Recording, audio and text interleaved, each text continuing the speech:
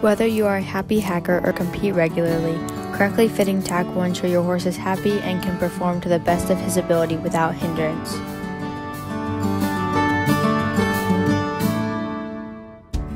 A special thanks to the owner of Graceful Acres, John Mattis, for the demonstration of how to properly saddle a horse. The materials you will need include a saddle pad, a girth, a bridle, and a set of reins.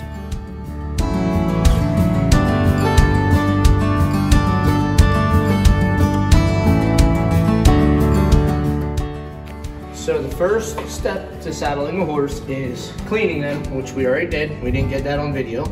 But then you put the pad on, and depends on the thickness. There are several different pads, but this one fits best for this horse in particular.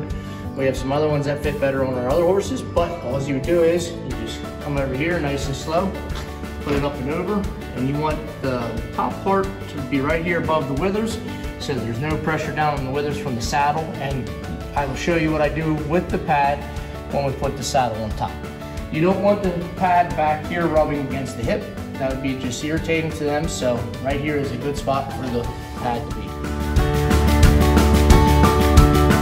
The saddle that we're going to use, and there's 10 different ways to put a saddle on. We always have the girth and the stirrup up this way, but it just works for our program since we are blessed with teaching so many individuals.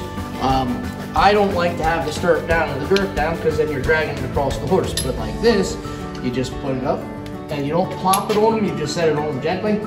And then, like I said in the prior video, I'm gonna put this up in here, and that wasn't supposed to happen, but it did. So now there's no pressure on the withers. Put the stirrup down as well as the girths. So just go like this, and then we go back around. And honestly, if the stirrup or the girth does fall, in our case, and in any case, you want your horses to be able to handle that, even if it is a mistake, because you will always make mistakes. I did it for the first 10 years this way, but I read an article. It's a little bit safer if you go like this because you're not going to get your toes stepped on. If the horse steps to the side, if you're like this, they could potentially step on your toes. So you want to make it snug, make sure this is not twisted, and then you come down through here like this. And then we're just gonna, I hold it snug, and then I come right through here, still holding it snug, and I make it tight. So now I'm gonna put my elbow against the shoulder, because then I can pull this part out, and I can reach with this end up underneath, like that. And then I can come down through and make it tight. So I always leave this part hang so that I know I need to tighten it before the riders get on. People do things differently, so this is just what works for us in our program right now.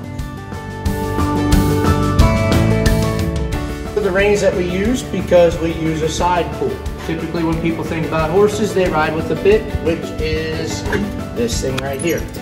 But it would go right in your mouth like this.